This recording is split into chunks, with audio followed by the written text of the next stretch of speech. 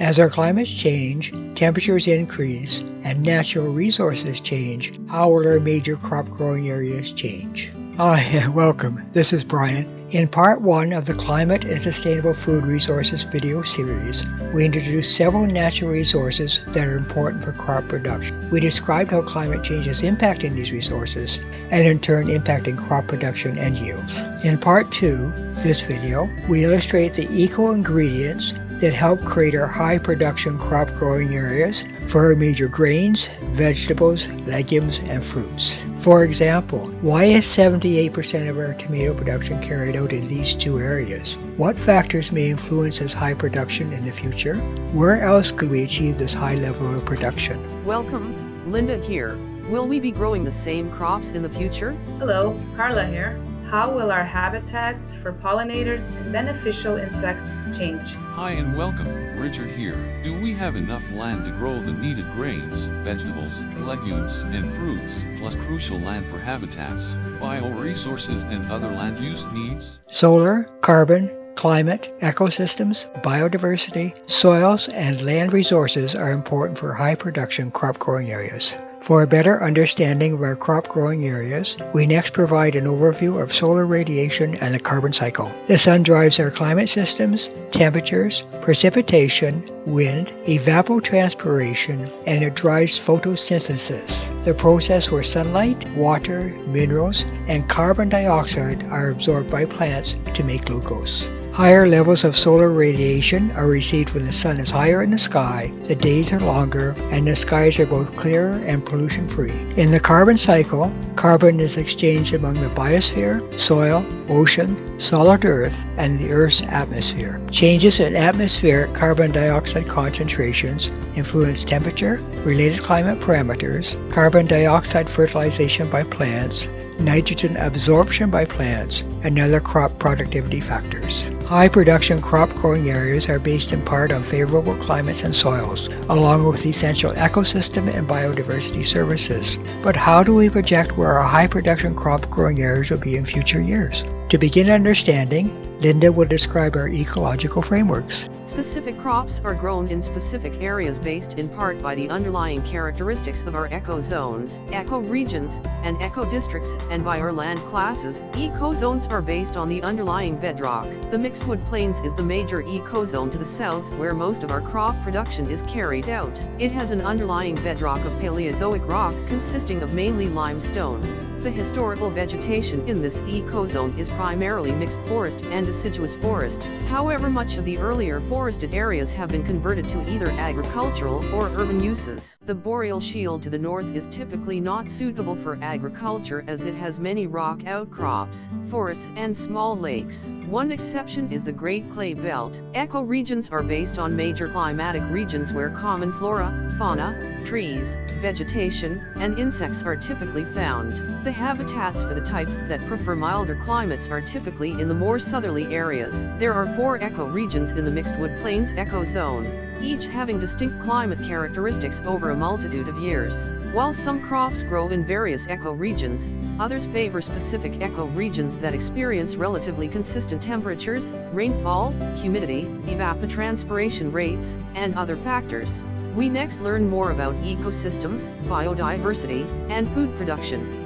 Ecosystem services provide the biodiversity essential for agriculture and sustainable food production. Insects are needed for pollination services. Over 75% of the world's food crops rely on pollination, including specific types of grains, vegetables, fruits, and oil crops. Insects also serve as natural predators for pest control. A large diversity of both biodiversity and genetic resources plays a crucial role in food production and nutritional needs. Other examples of ecosystem services include maintaining water supplies and water purification services, storing and recycling nutrients in soil reservoirs, supporting soil organisms and microbial networks, recycling organic waste materials, sequestering and storing carbon in soils. The temperature reconstruction of the relatively stable Holocene epoch illustrates that temperatures over most of this period remained within a favorable plus or minus 1/2 degree Celsius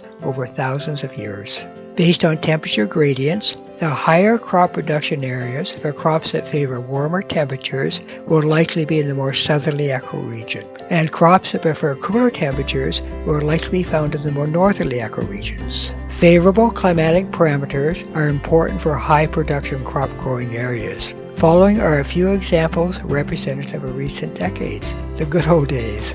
The first climatic parameter is favorable temperatures over the growing season. Most of the days with temperatures below 30 degrees Celsius, comfortable nights throughout, and no frosts. The second is many gentle rains over the growing season, with no extreme downpours and no periods of drought. And the growing season rainfall received was within the annual average range. Many days with gentle breezes that are important for pollination, drying, and cooling, and there were no episodes of damaging winds. And for the majority of days, favorable daily wind flows, beneficial for crop production. And the relative humidity ranges between 40 and 80% for most of the days, a comfortable range for both plants and humans. Evapotranspiration is an important component of crop production and crop modeling. Plants receive moisture from rainfall, groundwater, irrigation, and other sources. Evapotranspiration is a combination of evaporation from soil plus transpiration from plants. A representative estimate of evapotranspiration is essential for estimating crop water requirements. Calculations need to illustrate that the total moisture received is higher than evapotranspiration to prevent water stress by plants. The above examples illustrate highly favorable climatic conditions representative of recent decades. However, these favorable conditions do not happen every year, and our climates are changing. Soil is an important component of crop production. Ecodistricts are based on surface geology topology, or soil textures. Soil texture is determined in part by the relative proportions of sand, silt, and clay that make up the soil. The various soil textures form the respective ecodistricts found across Ontario. These are the various ecodistricts or soil texture classifications in the Lake Erie Lowland ecoregion, and these are the various ecodistricts in the Manitoulin Lake Simcoe ecoregion. Also note the various distinct soil textures and respective ecodistricts in the more eastern areas. The grayish shaded areas soils contain a higher percentage of clay materials, with some areas having a much higher clay content than other areas. The brownish shaded areas represent various types of predominantly loams. The small black area in the Holland Marsh represents one of the organic soil areas. The area in the Mid-South contain a higher sand component. Specific crops grow better in specific soils. Soils help determine the crop-specific high-production growing areas. The various soil textures along with defined criteria forms the land classes. The 7 land classes presented here are based on definitions, and prime agricultural land typically refers to the top 3 classes plus organic soils. There is a substantial amount of class 1, 2, and 3 lands in the southern locations. Crop production is reported by county, region, and district. These areas are illustrated by the map boundaries displayed. The green-colored area includes both agricultural, forest, and urban areas. There are also many cities, towns, villages, and hamlets scattered in the green-shaded agricultural areas. The beige color represents areas with increasing urbanization and decreasing agriculture. The reddish-shaded areas are often referred to as the inner Greater Golden Horseshoe, and portions are highly urbanized with limited agriculture.